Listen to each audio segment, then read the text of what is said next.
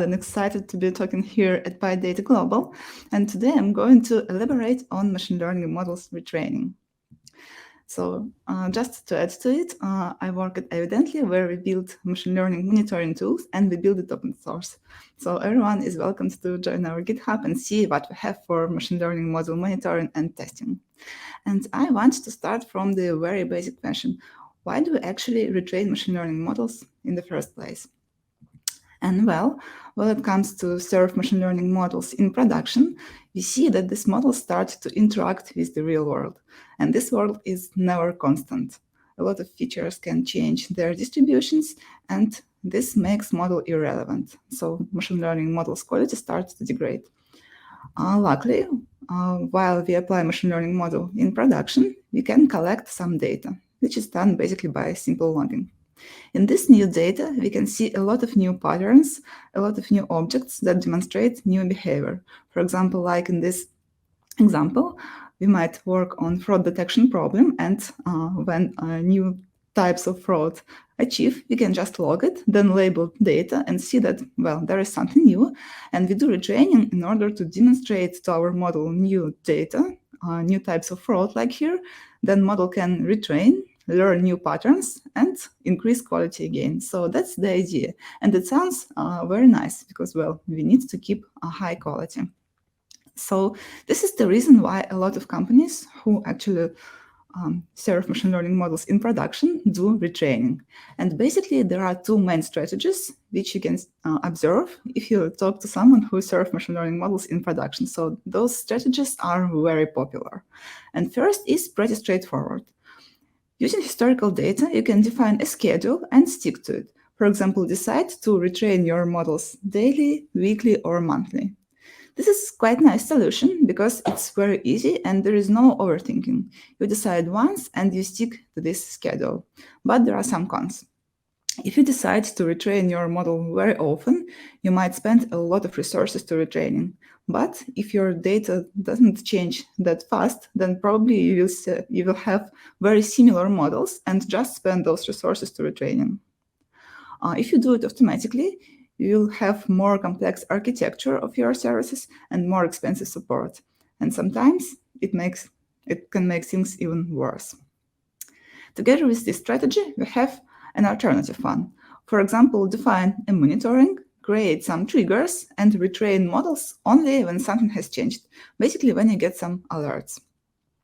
Well, the pros is that architecture is more stable and easier to maintain because basically all you need to do is create those awesome triggers and retrain only when something has happened.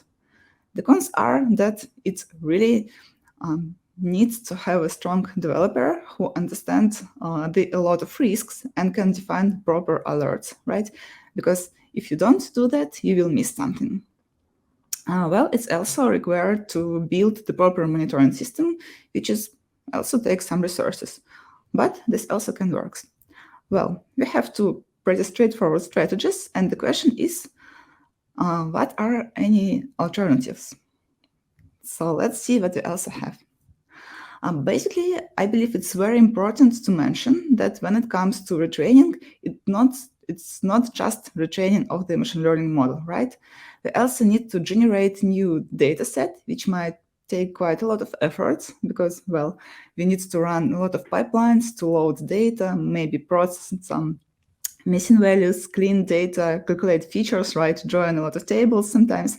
So we need to make sure we did it right, check its quality. Then basically retrain model, which is comparably simple, but still you need to have resources and maybe work on this data sets, maybe drop the oldest part of data or something like this. Then we need to evaluate model's quality, right? Because if we want to deploy this model, especially automatically, we need to make sure that we deploy on something which is at least better than the existing model. And basically, we need to technically switch our service from the previous model to the new one, which means to archive the previous model, then load the new one and update all the systems that we updated the model. So there is new model ID in logs and stuff like this. So pretty a lot of things. And it basically means that this retraining comes with a cost. The benefits from the updating the model should match with the resources we spend. And there are quite a lot because we spend time to retrain the model. It's computational resources, especially if we train something pretty heavy like neural networks, deep ones. We need to spend human resources if it's critical model, and we need to manually assess the quality and make sure there are no biases and no fairness issues, right? And sometimes we need to support pretty complex service architecture and process automation if we need to make it quite often, and we prefer to do it automatically. So it's very important to make sure that the benefits from retraining really match the cost we spent to doing that. And actually, retraining is not the only option we have at hand, because basically we can do nothing if there is no quality drop. We might go and work with our data to fix all the data quality or maybe update some pipelines. It might bring the model's quality back to the high levels. We might switch to another models, for example, the previous versions, the simpler versions. We can switch to non-machine learning based solution, which actually solves the same problem. We can, of course, retrain models still or rebuild it entirely using another algorithms. So now let's discuss how we can be pragmatic and decide what action to take depending on the circumstances.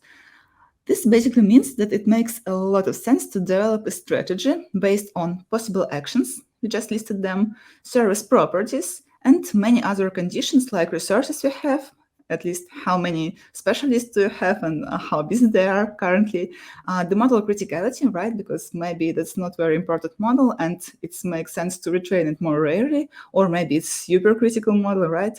Cost the each individual model's year and things like this. And I would like to bring an example here and show how we can develop such strategy based on model's quality. So that's how the algorithm might look like. For example, if you're lucky to get the feedback loop pretty fast, I mean to get the feedback very soon, like when we recommended something to users and then just they or click or view what we recommended, then we have feedback like straightforwardly. And in those cases where we do not have very long delay, we can base our strategy on model quality drops. So the first question we need to ask here is, did machine learning model qualities drop? Because if no, we can do nothing. And if yes, we need to figure out what has happened. And here are some different options because, well, the model's quality might drop because of data quality issues. So this is second things we need to check. And if there is some issues, let's fix the data, of course. It's not related to retraining, right? If there are no issues, let's check whether the environment has changed. For doing that, we can check for data drift or concept drift. If we see some issues here, so let's think about retraining. If not, then I suggest to go for technical review, because probably if there is nothing happens to data pipelines, at least you didn't find anything, and there is no changes in the environment, but the quality somehow dropped, it looks like a technical issue. Maybe you need to dig deeper, find some bugs, or maybe find some other processes update and account with. But let's go back now to the case where we observed some drift.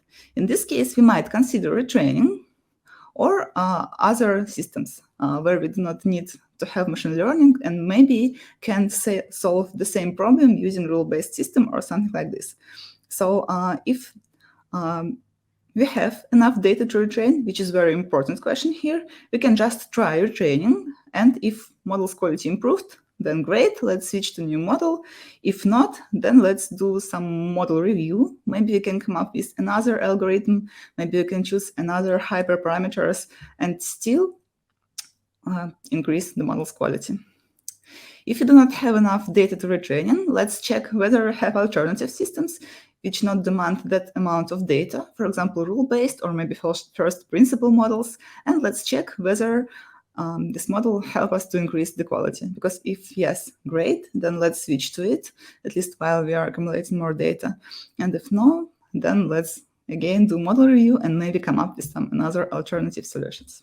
So that's basically how we can come up with the strategy to update our model rather than just do retraining by the schedule. But there are still some issues to discuss because, well, great algorithm, but how to apply that, how to answer to each of those questions. And now I'm going to elaborate on that and share some thoughts on how this algorithm, this strategy, can be applied in practice. And first question was, did the model's quality drop? This is pretty straightforward, especially if you like to get a feedback. So in this case, you can just monitor for model quality. In this case, I suggest only be careful about the fluctuation of model quality because, well, we do not need to alert the quality drop if it's just a fluctuation. And I really suggest to not just see in the model's quality in time, but also analyze error distribution. It will help you to see whether the distribution is shift or the error is still symmetric to zero, and you'll be more certain about whether this is the quality drop or just a fluctuation. It's even better if you have a dummy model, which you can compare against the real one, and you will see, is there a real quality drop or just something that happens occasionally? Well, if you already know how to detect quality drop, the next question is data quality, right? Because if there is a drop, in most cases, that happens because there is something with the data, right? And here I want to show you the tests which we have in Evidently. This helps you to perform tests after each steps of pipelines. Because, well, when we prepare the data to be applied, to be used in machine learning models, probably we will have like several steps in our pipelines. What we can do here to add each step, each additional step after each step in our pipeline and run some tests there. So this test will help you to see whether there are some quality issues. For example, you can compare the amount of rows, the amount of columns, the mean values of very important features and see whether there are some changes or not. For example, if you expected to have like 100 columns after a specific step, but suddenly you have only 50, then this is the data quality issues. And checks, very nice here. You can use custom checks or maybe define your specific ones and see whether something went wrong. I'm a really big fan of that because I believe it can cover like most of the issues. Now we know how we can see the data quality issues. Third question is data drift, because if there is quality drop but no data issues, then probably this is something with the environment, right? And evidently we have pretty a lot of pre-built report which can help you with that. So anyway, it doesn't really matter which specific tool you use. It makes sense to account for data drift and maybe concept drift. How you can do that? I would suggest, especially if you talk about tabular data, analyze your very important features and see whether there are some changes in distributions. For example, here is the preview of the report where we calculate data drift or just distance between distributions for each individual features, and there are information about whether drift was detected, what test or distance we used to detect drift, and the visual distributions, which are very helpful because, well, sometimes you have seasonality, right? And it isn't the real drift. You just see that, well, things are different from working days to weekends, but if there is the real drift, we need to intervene and do something. So this is why I suggest to not just limit our efforts to check in the p-value and distance. Sometimes it makes sense to visually observe what has happened. Our first question was, do we have enough data to retrain? And this is very important if we detected drift and we see that we actually need our model to learn some new patterns from fresh data. And this is a pretty tough one because, well, if you have a very complex algorithm, that it needs more data to be retrained, right? And we wrote a pretty huge blog about it. I'm sharing the link here, so if you're interested, I suggest you to go there. But let me now briefly share the idea. If you have quite a lot of historical data, what you can do is to perform some experiments to see what is the minimal enough amount of data you need to build the new model. And historical data, you can actually fix the test set, then move back to the past in terms of historical data, fix the smallest training set, and start training the model, continuously increasing the size of this training set. For example, starting from 1 day and adding data by hours or maybe days to see what is the minimal amount of time you need to have to actually retrain your data to increase quality on tests. For example, you might see that if you collect data for 3 days, that's enough to retrain model. But maybe you need to have more data, for example, data for 7 days or 10 days. And this is pretty different situation because, well, if you just detected drift and you do not collected this data yet, probably it's too early for retraining, right? This is why I really suggest to invest some efforts into this analysis on top of historical data. There are different strategies. Sometimes you need to combine our older training set with the new data. Sometimes you just want to drop all the older data and only use the fresh one.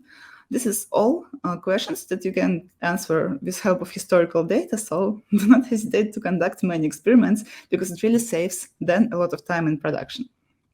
So that's how we decide, do we have enough data to even try retrain our model or not? So the alternative are different types of models that we can apply to solve the same problem, and pretty often we have some options there. At least we often have the previous models or simpler versions. For example, here I mean if you have pretty deep neural network, which helps you to solve the problem, probably you might build something simpler, maybe linear models, linear regression, I mean, maybe some boosting or baking. So you might have the alternatives here. Together with machine learning-based alternatives, for some domain areas, you might have something else. For example, first principle models, like thermodynamical models, maybe something related to physics or chemistry. And in this case, we can easily compare the quality of this non-machine learning model with machine learning model, right?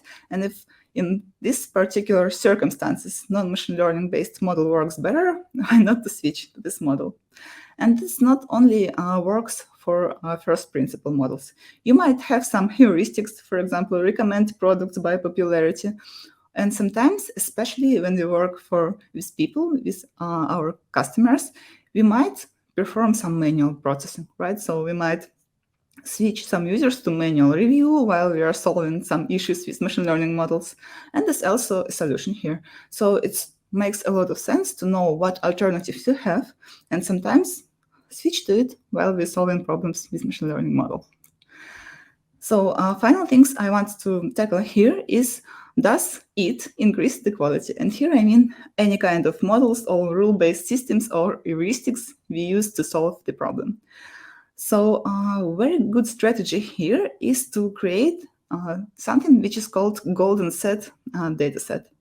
And I really mean it here because that's very important to invest a lot of time into creating the good golden set.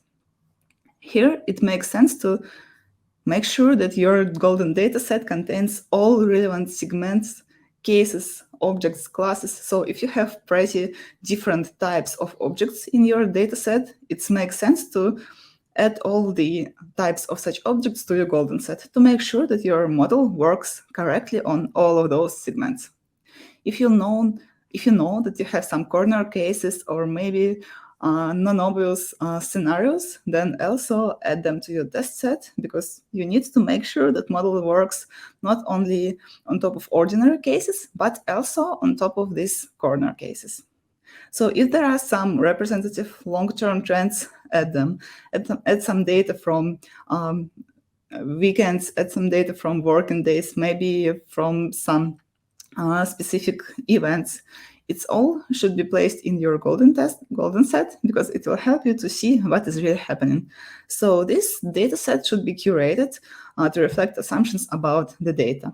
And as soon as you got this data set, you might really rely on the results you will get after you apply your new model to this golden data set and see the results.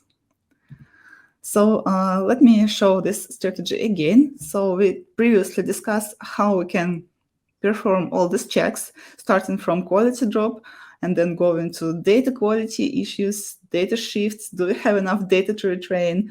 Do we have other systems, and does it actually improve the quality? And the good news is that all these checks can be automated, right? So basically, you can write the scripts or create a test which helps you to perform all of these checks, and then create actions that should be triggered after you get the answer to all of these questions, which is pretty nice. And Well, this means that you can be very pragmatic about whether you're retraining your model now or maybe doing something else, like nothing. Sometimes it's also can work. And now I want to sum up what we just discussed before. And I want to start from sometimes blind retraining can be okay strategy.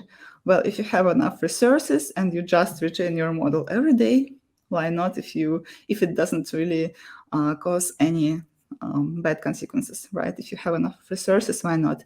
But it's rarely optimal. Sometimes you can miss the true quality decay if you retrain your model not often enough. Or maybe you can waste more resources than you really need if you do retrain your model pretty often. So this is why we can come up with the better strategy of updating models in production. So how to do better? I believe the best way is come up with the retraining strategy and then test the strategy on top of historical data. This will help you to see does your strategy helps you to cover all the known issues, because the historical data allows you to label all the issues with which has happened before, and you can see whether your retraining strategy actually helps you to like trigger retraining when it's really needed or not trigger it when it's not needed, right? So you can use historical data and make informed choices. Then, when you're satisfied with the quality of your training strategy, you can start use it in production and still see how many alerts you get. Do you miss some quality drops, and then adjust the strategy? Maybe add more tests for data quality issues when you see that you missed something. Maybe create more strict rules and detect quality drops earlier. Maybe if your quality dropped by like 2%, that's already the moment you want to get the alert. Maybe you need to wait to 10%, right? So all these parameters can be adjusted during the production usage. So tune your retraining approach and automate it, of course, because, well, the automation always helps us to apply these decisions faster, right, without having the humans in the loop. But sometimes it makes sense to intervene and see what has happened.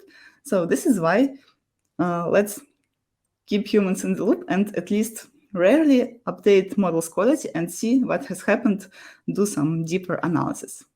So basically, that's all I wanted to share with you today about model retraining. And if you have some questions, I'm happy to discuss them. Thank you so much. We did have a question, but looks like another community member has answered it already, but I'd let you add something if you want. The question is, why not add new data to the already existing data in the model and retrain again? This way you retain the information of the initial data and gain information of new data. Yes, so that's a very good question, and I believe it's one of the possible strategies. So, if you have historical data, I would rather contain the experiment and see whether we need to drop older data or not. Because if there are some drastic changes, then the older patterns can just make things worse. And in this case, it makes sense to totally remove them and start collecting the new data. But if there is no drastic changes and all data is still useful, then it's a very good idea to combine them, maybe perform some reweighting, like PCMize a bit older data and add higher weights to new objects, and still have combined data set. So as we always answer in data science, right, all questions to experiments. Yeah, that's a good answer. Thank you. We have 4 more minutes, so let's take a couple more questions. The next question is, would it be feasible to learn that retraining strategy by using reinforcement learning? I think it might, I think I'm not catching it, but you may understand what they're trying to say. Provided that we know the possible actions, retrain, do nothing, change version, and states. Very good question. I would start from the fact that I never seen this strategy used in production, but so I will just elaborate theoretically. But I like the general idea. So basically, in a very changing environment, we can do something like this.